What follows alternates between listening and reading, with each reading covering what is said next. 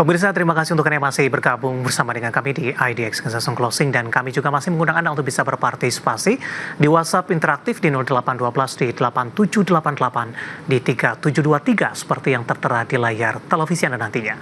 Dan saat ini kami sudah terhubung melalui Zoom bersama dengan Bapak Andri Zakaria Siregar selaku founder grup City Saham. Kita akan langsung sapa saja. Pak Andri, selamat sore, apa kabar Pak?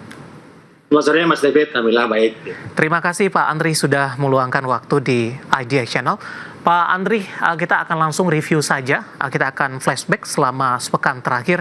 Bagaimana Anda melihat posisi pergerakan indeks harga saham gabungan mengalami penguatan yang cukup signifikan, namun jelang penutupan perdagangan di akhir pekan lebih cenderung tertekan kembali. Analisis Anda?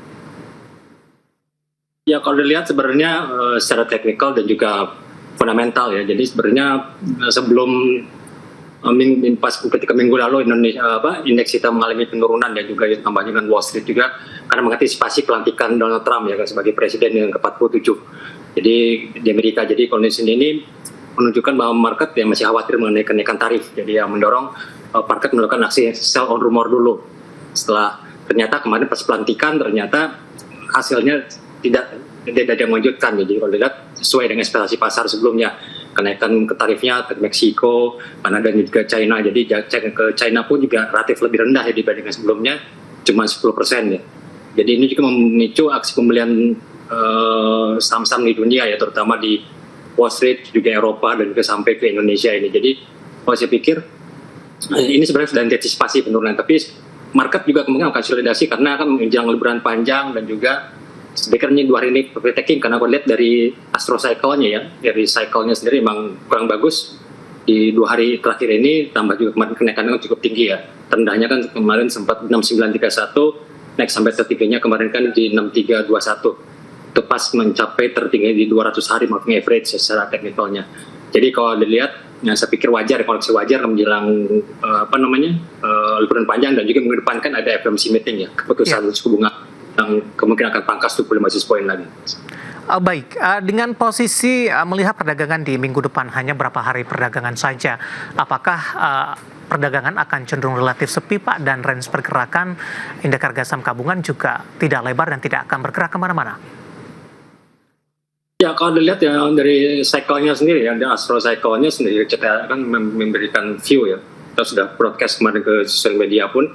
Memang minggu depan relatif lebih bagus ya. Jadi kita masih beruntung karena semestinya minggu depan tuh agak kurang bagus, tapi karena liburan menjelang 9 sampai tinggal 30 itu netral ya. Jadi artinya saya pikir bisa ada tekanan beli. Jadi sesuai dengan kondisi yang sekarang ini, jadi kalau saya lihat ini sebenarnya koreksi 4 ya. Indeks kita ini wave koreksi counting wave-nya masih koreksi 4. Jadi nanti seharusnya minggu depan dan new high sekali lagi di atas 7321 sampai dengan 7430 untuk indeksnya. Jadi penurunan saat ini saya pikir wajar ya, terutama kemarin kan cuma didorong oleh penurunan saham-saham dari grup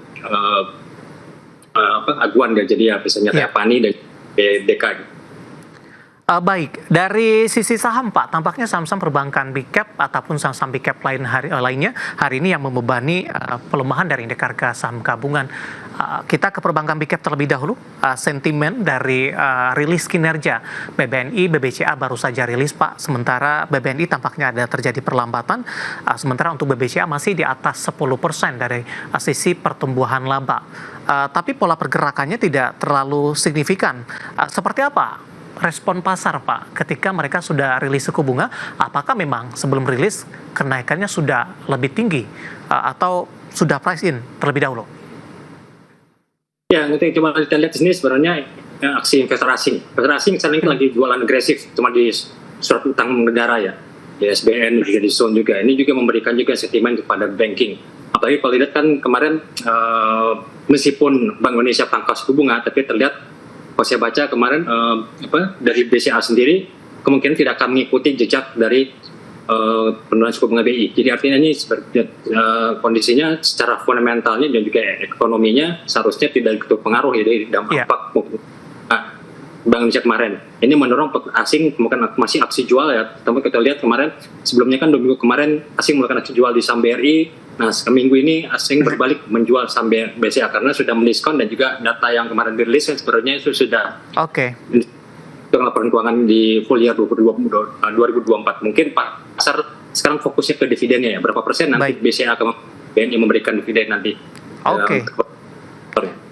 Kita akan coba ulas Pak dari sisi teknikal, kita akan coba ulas BBRI dan BBCA, kebetulan kedua saham ini yang hari ini menjadi pemberat terbesar untuk indeks harga saham gabungan. BBRI koreksi di 1,63%, 4230. Analisis dan rekomendasinya Pak untuk minggu depan ataupun untuk jangka menengah? Ya kalau untuk jangka pendek seharusnya sih ada rebound dulu ya. Kemarin tertinggalannya kita kan targetnya sudah kemana sudah tepat ya, 3850.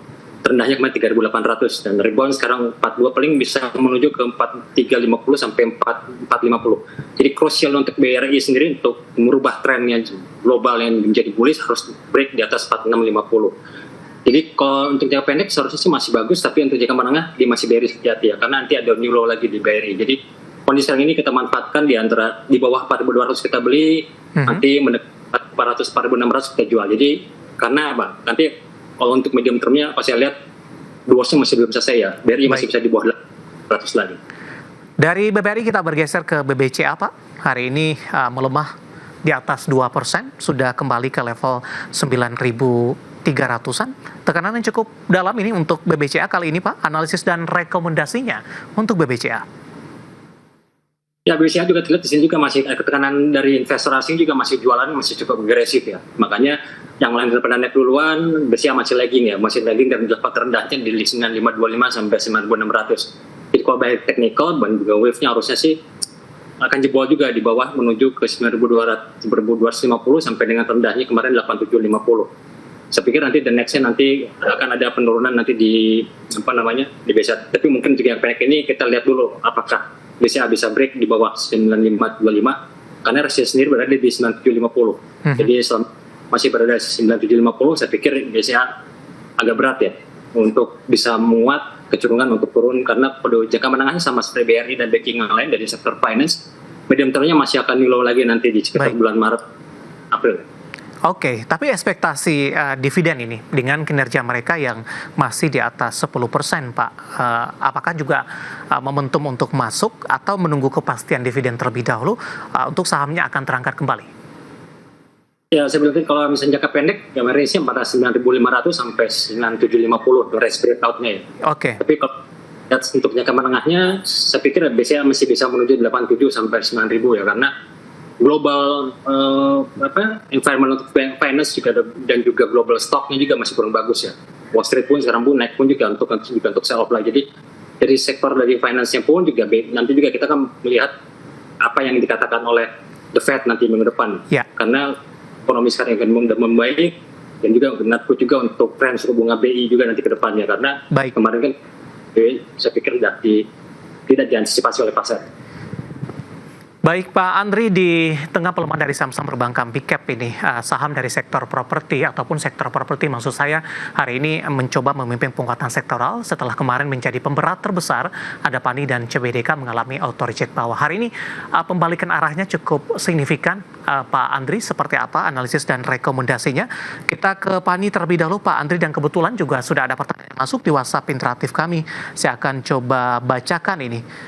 Kebetulan menanyakan dua sekaligus Pak. Saham PANI dan CBDK kemana arahnya setelah pembalikan arah hari ini? Pertanyaan datang dari Bapak Bismart PSI Hotang dari Medan ini. Kita ke PANI terlebih dahulu, Pak Andri. Ini berbalik arah signifikan di 14%, Pak. Ya, kalau by technical sih seharusnya ini belum selesai ya. Ini cuma technical rebound karena ini kalau lihat dari technical wave-nya ini cuma koreksi wave 4 ya. Jadi C-nya belum selesai. Waktu koreksi turun ini belum C. Jadi kalau saya lihat selama PANI masih di bawah, sini resistnya di bawah berapa nih? 14.575, saya pikir tetap SOS masih strong strength ya. Jadi range sell-nya masih 14.575 sampai 16.500, 18.300. Jadi kalau saya lihat ini masih distribusi besar. Jadi hati-hati emang kecenderungan untuk jangka menengah ya. Kalau jangka pendek masih volatile ya karena emang dari trennya juga supportnya udah patah ya. Jadi untuk long termnya masih kita lihat selama masih tutup di atas 8.000 untuk weekly ya, karena 60 hari WMA-nya di 8.000. Jadi sama berham saya pikir masih bisa menuju ke 14 sampai 18.000 lagi. Tapi kalau closing gagal di bawah 8.000, slow hari ini kan 7325. Jadi kalau itu tembus, targetnya kemungkinan bisa menuju ke di bawah 5.000 lagi. Jadi hati-hati karena polanya ini sama seperti pola Agustus tahun 2022. Ya, Pani ini kan Pak ya? Ya, Pani. Oke, baik 12.725 penutupan hari ini. Sebelum jeda untuk CBDK Pak, singkat saja, sekaligus menjawab pertanyaan tadi yang baru saja masuk. Ya, CBDK juga sama ya, selama masih di bawah 50 sampai dengan 10.100 resistnya, saya pikir tetap sell on strength ya, karena juga ini karena technical untuk intraday juga sudah patah ya. Karena kemarin kan dia reject atas 7 kali, S&P-nya 11 ribuan, jadi saya pikir wajar koreksi. Tapi kalau untuk di bawah, untuk menuju di bawah IPO saya pikir enggak ya, karena juga kita lihat kan Pani dan juga CBDK ini kan salah satu big cap sekarang ya, bukan. Ya. Jadi, kalau RB lagi, ya indeks kita bisa goyang lagi, jadi saya pikir ya fund manager juga mungkin akan memberikan support untuk ngebit ya di mana cukup tinggi ya kalau ada penurunan di bawah di Pani dan juga CBDK ya. Baik, rekomendasi dan analisis saham-saham tadi yang menjadi pemberat dan menjadi penopang indeks harga saham gabungan di sepanjang perdagangan hari ini, dan semoga bisa menjadi referensi untuk Anda, dan lagi putusan investasi tetap ada di tangan pemirsa Idea Channel. Pak Andri, kita akan jeda terlebih dahulu, nanti kita akan coba lihat saham-saham pilihan apa saja yang Anda rekomendasikan, dan pemirsa kami akan segera kembali sesaat lagi.